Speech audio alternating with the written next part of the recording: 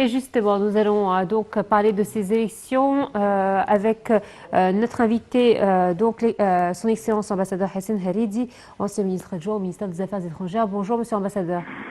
Bonjour, monsieur, dame. Alors, c'est vrai que ces élections, ce deuxième tour, a un goût de déjà-vu, puisqu'en 2017, nous avions cette même affiche entre le président Emmanuel Macron et Marine Le Pen, la dirigeante de l'extrême droite.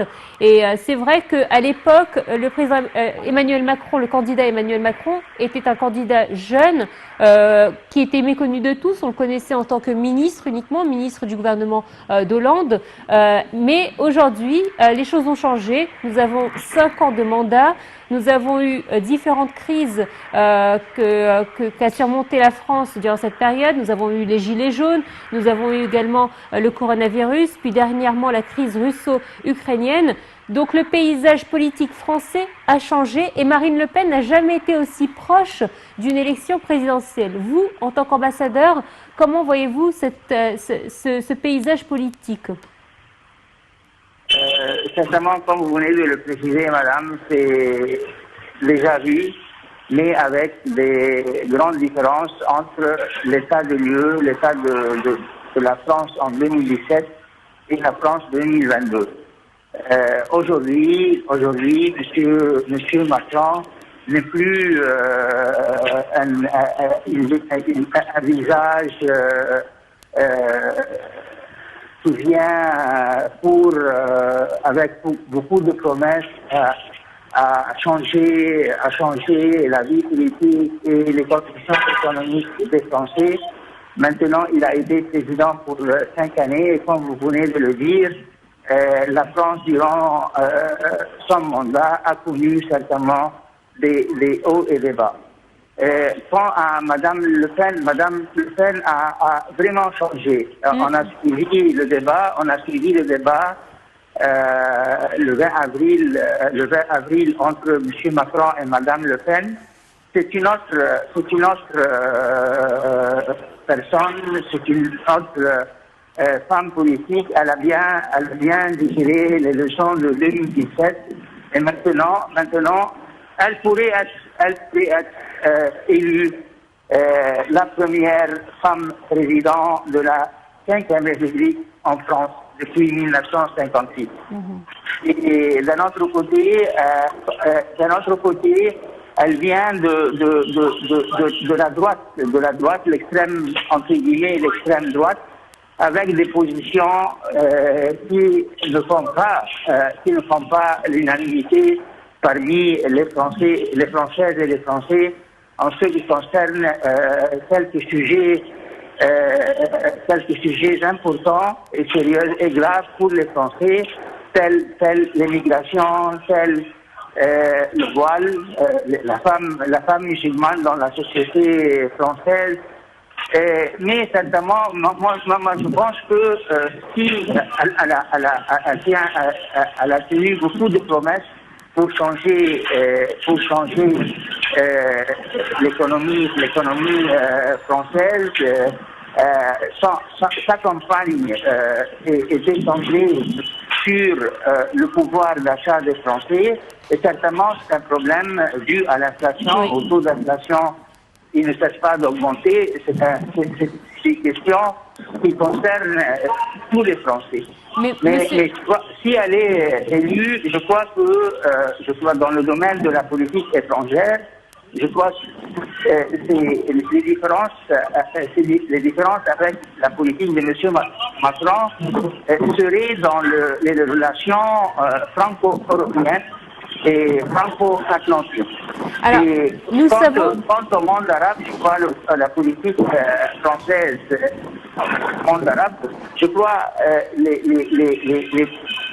frictions à attendre seraient avec les pays de l'Afrique du Nord qui représentent la source principale des émigrés musulmans en France. En cas d'élection de Madame Marine Le Pen, c'est vrai que le paysage politique français à l'international va changer puisque nous savons qu'elle est anti-Union européenne. On la juge également très proche du pouvoir de Poutine, ce qui n'est pas le cas d'Emmanuel Macron. Donc, est-ce que vous pensez que sa présence au pouvoir pourrait changer effectivement beaucoup de choses dans les relations étrangères en France?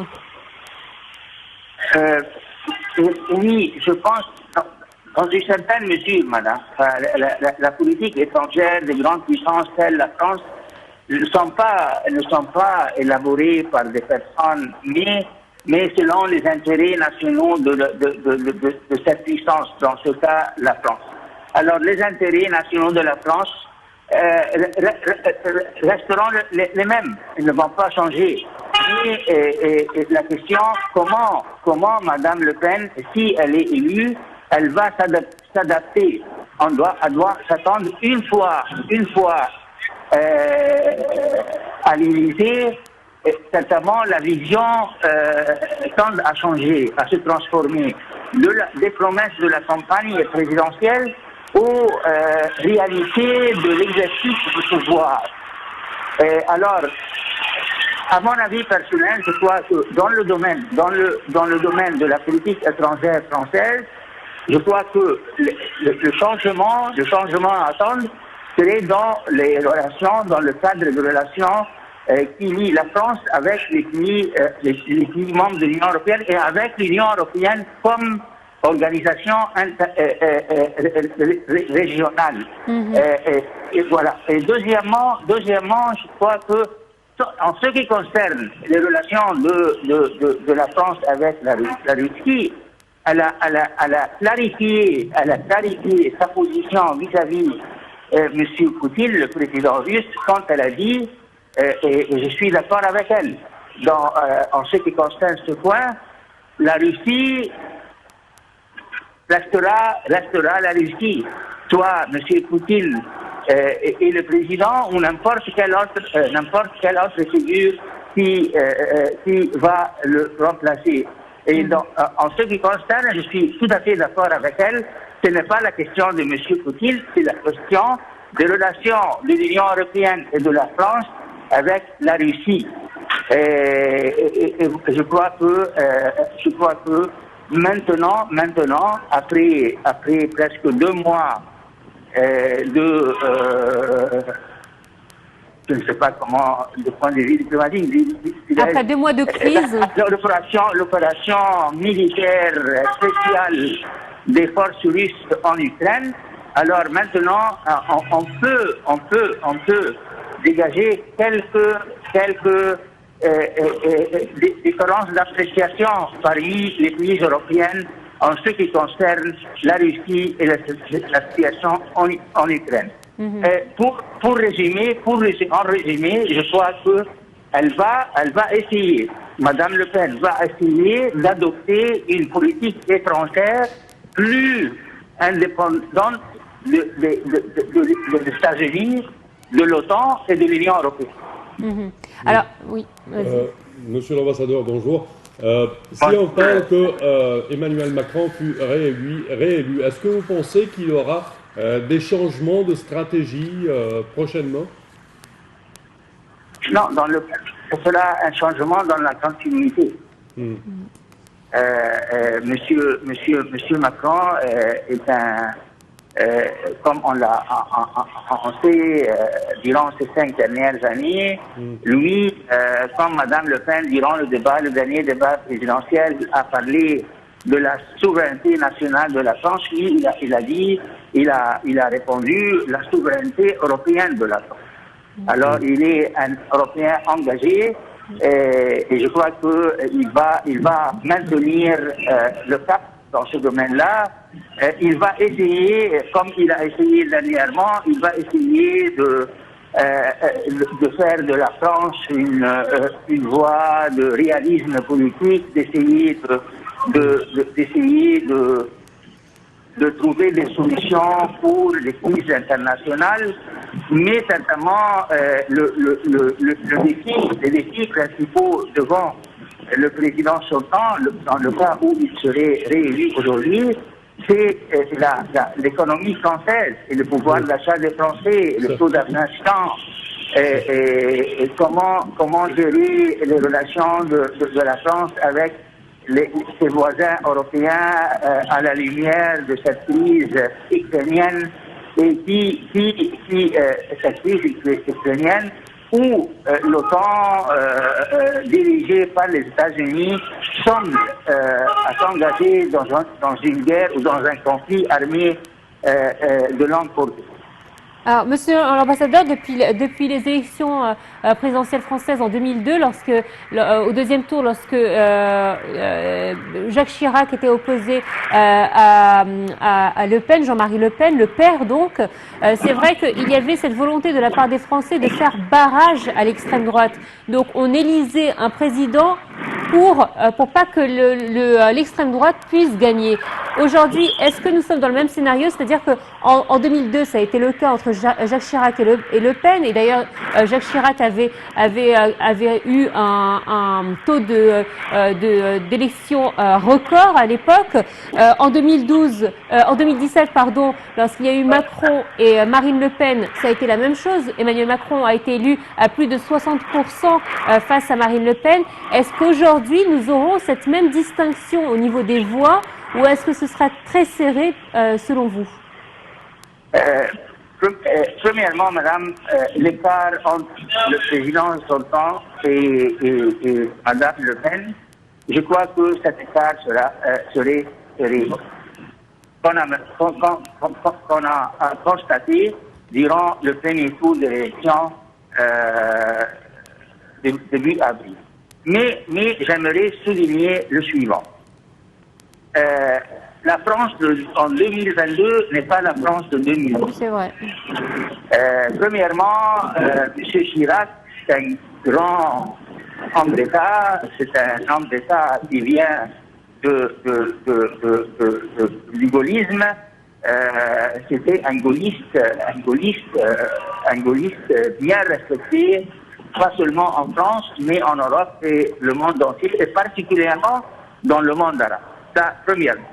Deuxièmement, Madame Le Pen en 2022 n'est pas Monsieur Le Pen de 2002. Maintenant, et moi, dans ce contexte-là, j'hésite à utiliser cette expression de l'extrême droite. Parce que en France, dans le contexte politique français, l'extrême droite, entre guillemets, c'est stigmatiser un courant politique solide dans l'opinion publique française. On doit prendre en compte ce courant politique. Maintenant, Madame Le Pen a réussi, durant les 5 dernières années, à transformer, à changer l'image de ce courant politique. Maintenant, la France n'est plus socialiste, n'est plus gaulliste. On ne sait pas, à vrai dire, madame, à vrai dire. On ne sait pas, dans le domaine, certainement, on parle toujours, on discute toujours la vie politique française. On ne sait pas aujourd'hui qu'est-ce que M. Macron présente comme idéologie politique. Lui, en 2017, il a dit « Je suis ni de gauche, ni de droite ». Alors, vous êtes quoi, Monsieur Macron? Vous représentez quoi? Vous représentez les grandes finances internationales? Vous représentez l'OTAN? Vous représentez les États-Unis? Vous représentez l'Union européenne? Et où est la France dans tout cela? Alors voilà la grande différence aujourd'hui dans cette campagne présidentielle française entre le président sortant et la concurrente, Madame Le Pen, qui, pour la 13e fois, voudrait devenir la première femme président, Madame le Président à l'Élysée. Est-ce que ça va arriver? On ne sait pas, mais si ça arrive, on ne doit pas succomber au scénario de pire du camp de M. Macron et du de l'extrême gauche, les gens, les Français qui suivent M. Jean-Luc Mélenchon. Et certainement, on fera face à une France qu'on ne connaît pas, parce que ça serait la première fois qu'une femme devient Madame le Président. Et deuxièmement, ça représente un courant politique qui a des points de vue bien définis en ce qui concerne l'identité française. Monsieur Le Pen, durant le dernier débat présidentiel, lui a suggéré sa position concernant le voile des femmes musulmanes va déclencher une guerre civile, entre guillemets, une guerre civile en France. Alors on voit ici, messieurs, dames, les enjeux. Et voilà, si elle devient Madame le Président à l'Élysée, voilà le grand changement, et on doit attendre. On peut pas définir ou adopter des positions définitives dans ce domaine-là, mais attendons, on verra. Mais certainement, selon les derniers sondages, c'est probable que le président sortant serait réélu. Monsieur l'ambassadeur, merci à vous d'avoir été des nôtres ce matin pour nous parler des élections présidentielles françaises. On va entamer une courte pause et on se retrouve tout de suite après.